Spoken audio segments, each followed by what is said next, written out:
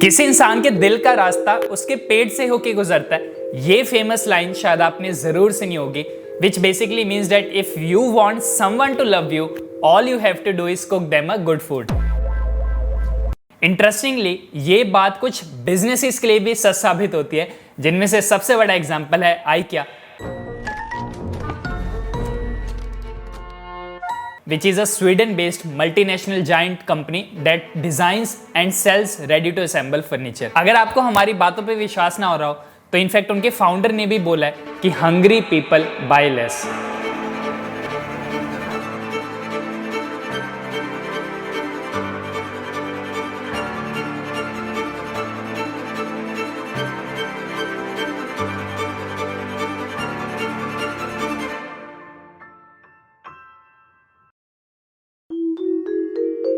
And may be अगर आप हैदराबाद, बेंगलुरु, मुंबई जैसे सिटीज़ में रहते हैं तो शायद आपने IKEA के स्टोर ज़रूर देखे होंगे और वहाँ पे ये भी नोटिस किया होगा कि क्यों IKEA, जो कि एक फर्नीचर बेस्ड कंपनी है, बट वो अपने स्टोर्स में खाना भी सेल करती है। They also sell food. So आज की इस वीडियो में, आज के हमारे फिनलाइट के एपिसोड में हम यही देखने वाले हैं कि क्यों IKEA being a furniture company still it sells food, and उसके पीछे की क्या मैथमेटिक्स हैं, उसके पीछे के क्या नंबर्स हैं। सो ये सब आज के हम इस वीडियो में डिकोड करने वाले हैं। सो मैं अनमोल शर्मा फिनलाइट के इस एपिसोड में आपका स्वागत करता हूं। एंड अगर अभी तक आपने हमारे चैनल को सब्सक्राइब नहीं किया है तो प्लीज पहले जाके चैनल को सब्सक्राइब भी जरूर करें। तो चलिए शुरू करते हैं।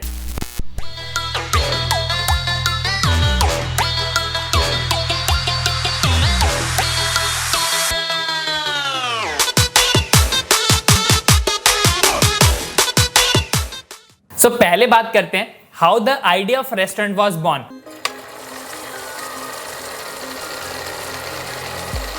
सो अगर मैं IKEA की हिस्ट्री की बात करूं तो 1959 में उन्होंने अपना पहला स्टोर साउथ स्वीडन के एक छोटे से गांव में ओपन किया था।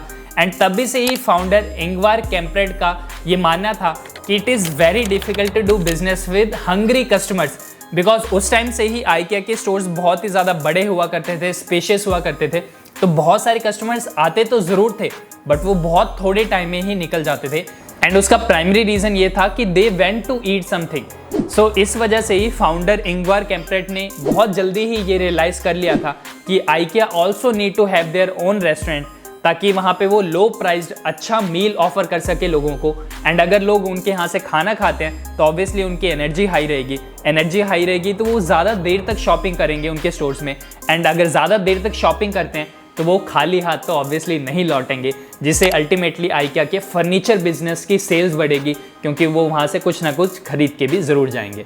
एंड फिनलाइट में हम हमेशा ये बिलीव करते हैं कि जब भी हम कोई वीडियो बनाएं, जब भी हम कोई इन्फॉर्मेशन आपके सामने रखें, तो that should be backed by some research और सम डेटा।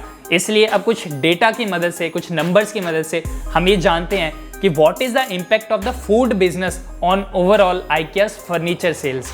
सो इस केस स्टडी के लिए हम IKEA के हैदराबाद वाले स्टोर और उनकी रेस्टोरेंट की एग्जांपल लेंगे। सारी की सारी कैलकुलेशन सिर्फ IKEA के उस हैदराबाद वाले स्टोर और रेस्टोरेंट के लिए वैलिड है। एंड ये सारी कैलकुलेशंस के जो भी हम नंबर्स अभी डिस्कस करने वाले हैं, वो हमने उनकी एनुअल रिपोर्ट में या फिर बहुत सारे जो आर्टिकल्स अवेलेबल थे वहाँ से रिसर्च करके निकालें और खुद की कुछ अजम्पशंस लेके हम चलेंगे, बट कोई भी नंबर ऐसे रैंडमली हमने नहीं उठाया। सो स्टार्टिंग करते हैं कि IKEA का जो हैदराबाद में स्टोर है वहाँ पर कितने लोग डेली बेसिस पर सिर्फ प्राइमरली खाना खाने जाते हैं। मतलब वो IKEA जाते हैं बट वो वहाँ पे फर्नीचर खरीदने नहीं, बल्कि सिर्फ खाना खाने जाते हैं। तो that number is 1800 per day. सो ये 1800 नंबर ऐसे आया कि IKEA का जो हैदराबाद वाला स्टोर है उसकी मैक्सिमम कैपेसिटी सिंगल टाइम पर है 1000 लोगों की, मतलब वहाँ पर 1000 लोग आ सकते हैं। सो जो वो 3 घंटे हैं जहाँ पर लोग IKEA के उस हैदराबाद वाले स्टोर में आ रहे हैं, उसमें से 40% लोग सिर्फ खाना खाने आते हैं। तो 40% ऑफ 1000 इज़ 400, और अगर हम 3 घंटे की बात करें तो 400 multiply by 3 is equal to 1200। और फिर एज्यूम करते हैं कि 3 घंटे नॉन पीक आवर्स हैं, मतलब जहाँ पे क्राउड कम रहेगा, तो वहाँ पर 20% लोग मैक्सिमम कैपेसिटी का सिर्फ खाना खाने आते हैं। सो उस हिसाब से कैलकुलेशन हो जाती है 3 multiply by 200, because 20% of 1000 is 200, that is 600। So 1200 plus 600 which is 1800।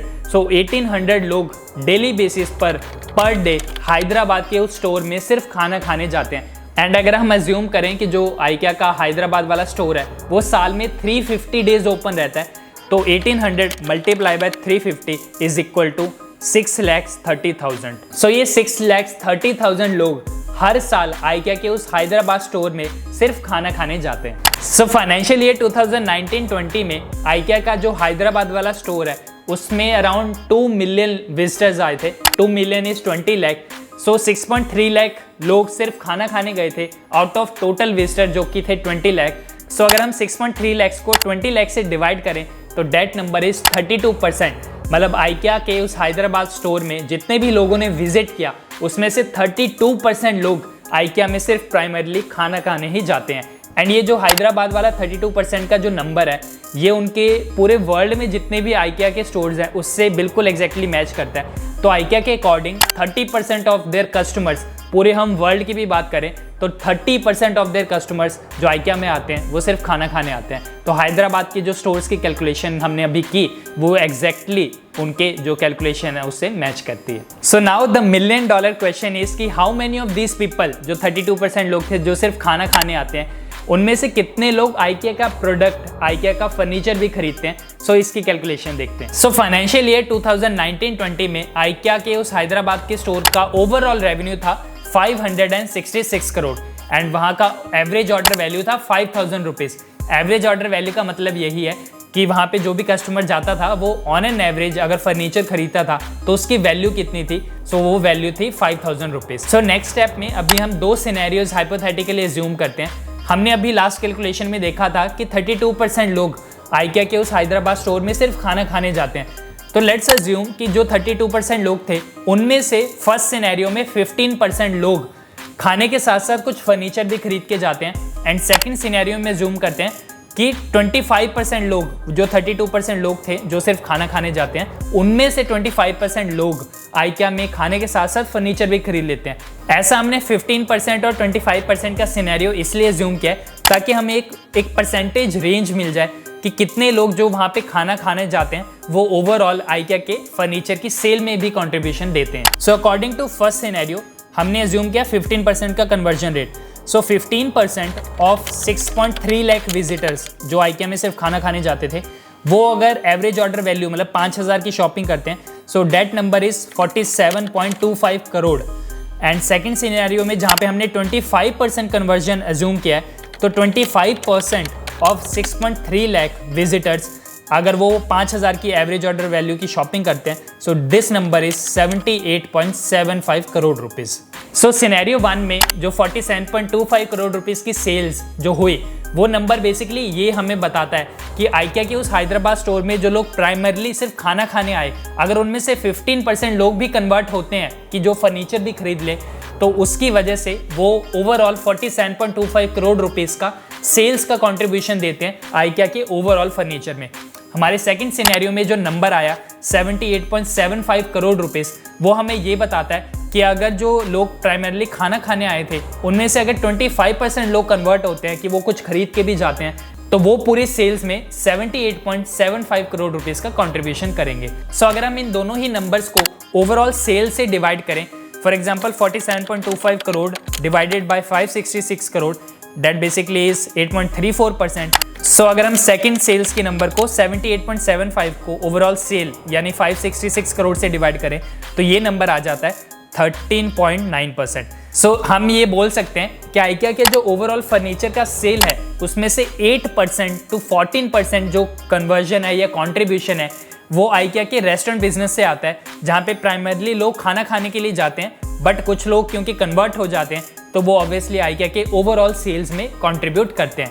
सो इसी वजह से आइकिया अपने स्टोर्स में फर्नीचर के साथ साथ खाना भी बेचता है, बिकॉज अल्टीमेटली जो उनके ओवरऑल सेल्स है उसमें से जो फूड बिजनेस है, रेस्टोरेंट बिजनेस है, वो 8 से 14% का कंट्रीब्यूशन करता है। एंड रिसेंटली आइकिया ने एक और जुगाड़ लगाया कि वो अब फूड के साथ साथ उन्होंने अपने स्टोर्स में बच्चों के लिए एक प्लेइंग एरिया भी बना दिया है, ताकि पेरेंट्स जो अगर बच्चों के साथ आते हैं तो वो शॉपिंग पे फोकस करें और बच्चे अपना खेलने पे फोकस करें।